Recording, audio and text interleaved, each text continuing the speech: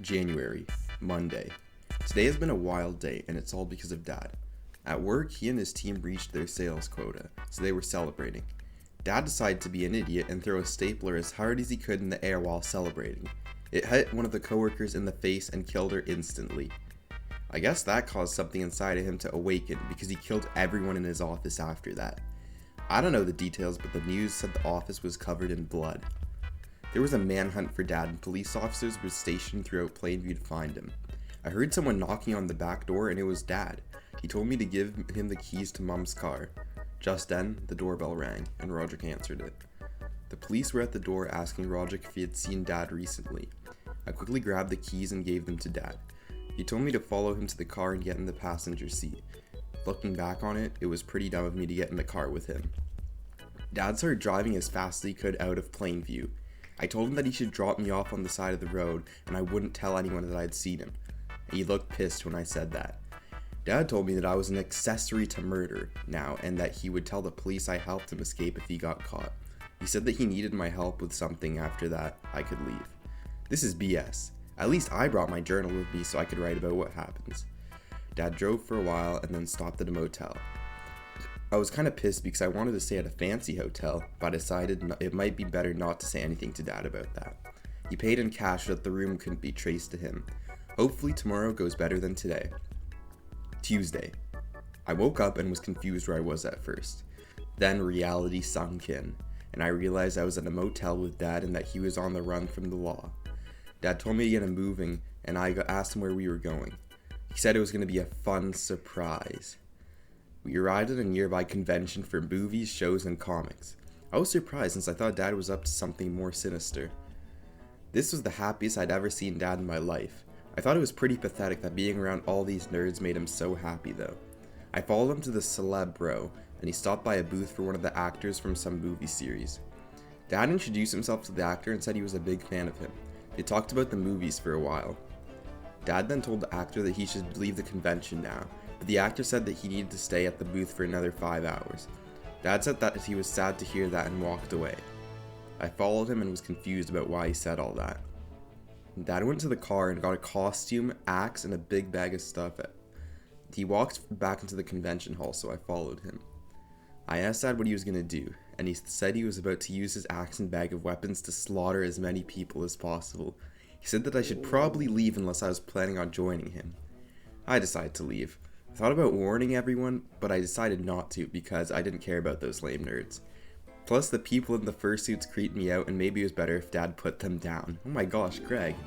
Okay, I get why, maybe he doesn't want to, warn, the furries. That makes sense. We saw what happened to Greg the furry, but, why doesn't he just, escape? I feel like he's voluntarily a part of this at this point. That's just me. I don't know.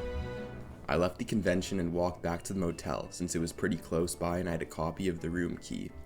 I turned on the TV and saw a breaking news report that a man was attacking people with medieval weapons at a local convention. I didn't need this toxicity in my life right now, so I went to the bathroom and took a bubble bath. Okay, I feel like this is pretty good. This is maybe not a fancy hotel, but he got candles set up. No, he's fine. I watched Rick and Morty on TV while waiting for Dad to come back. Eventually it got late, so I decided to go to bed. I wonder if I'll see Dad in the morning tomorrow. Wednesday. I slept great last night, but Dad woke me up early this morning. I asked Dad how the convention went, and he said he got a lot of kills and was able to escape by sneaking out the fleeing crowd while wearing a fursuit that he got from one of the booths. Now I have another reason to hate furries. Dad told me to get in the car and drove me to Uncle Gary's place. Uncle Gary answered the door and seemed unfazed to see Dad. Dad started unpacking in the guest room, and Uncle Gary said he needed to talk to me. Uncle Gary said he wasn't surprised about Dad's actions because the men in the Heffley family have a lust for blood. Uncle Gary said that Grandpa was a serial killer and murdered a bunch of women in the 70s. He got away with it by framing some guy named Ted Bundy who ended up getting executed. Grandpa has said that I'm his favorite person in the family though, so he must not be that bad of a guy. Yeah, it's not looking good for Gregory. I mean, I know he was unfazed by pretty much unfazed by what his dad did, but let's just say he's going to be carrying on the family tradition, it looks like. Uncle Gary then told me that Uncle Joe killed a whole bunch of people too, and sent a bunch of cryptic letters to mess with the police. He said that his killings were associated with astrological signs or something. It's gonna be weird seeing Uncle Joe after all this. We go to church with him, and I don't think I'll be comfortable around him anymore. I asked Uncle Gary if he's done stuff like this too. Uncle Gary said he works at a pizzeria with animatronics and his boss is some guy named William Afton. He said he wears an animal mascot costume and his boss wears a bunny costumes when they kill people at the pizzeria. That explains why he was late to one of his weddings. Sorry, I'm late. Work was murder. I asked him who he kills and what he does with the bodies, but he said he would tell me when I'm older. He told me to tell Mom not to bring Manny to the place he works at too. I was upset about what Uncle Gary told me because if I told Mom not to bring Manny to that pizzeria, then she probably wouldn't take me either. Yeah, not the murders or anything. It's just like, yeah, no, he just wants his pizza. Yeah, Greg's a sociopath. He's just a psycho. I decided to not tell Mom since I really like seeing those animatronics, especially the bear one. I was surprised to hear all this, but then I had an idea. I went to Uncle Gary's computer and started writing on it. I decided to write about all of this, including my trip with Dad, and then Netflix could make a TV show about it starring me. I don't know, Greg. I feel like I could see Zachary Gordon taking up that role. I feel like he'd be a better fit. Just saying. I could become rich and famous through this. Also, this would get me a cute girlfriend since some girls really like serial killers. Like that guy with glasses in that popular Netflix show who killed and ate people. Even though I haven't killed anybody yet, it's technically in my blood, so some girls might find that really attractive. I printed out an outline of what would be in the show, and Uncle Gary showed me to my room, and then I went to bed. Thursday. Dad woke me up early today. Hup, hup, hup, let's go. This was the last straw.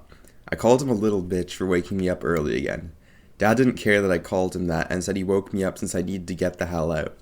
I asked him why he brought me along with him since I didn't even need to do anything, and he said I would have been his hostage if he got spotted by police. Dad also said he stashed tons of cash at Uncle Gary's place and that he was going to Mexico now that he was wanted in the U.S. I asked him what he was going to do in Mexico, and he said that he was going to start a whole new family and kill people every once in a while to satisfy his bloodlust. I asked if I could go with him for a while since I like Mexican food a lot and I wanted to learn Spanish. I'm pretty bad at it right now. Dad told me to go F myself and that this would be the last time I see him. He said that hopefully his new family will be less of a disappointment than his current one. Dad left, and I called Roderick to pick me up at Uncle Gary's house.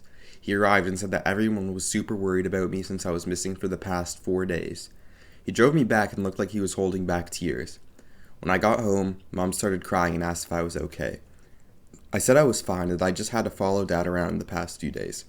Roderick and Manny started crying too, but I just rolled my eyes and went to my room. I'm super stoked that Dad kidnapped me, so I'm probably going to be on the news soon and get famous.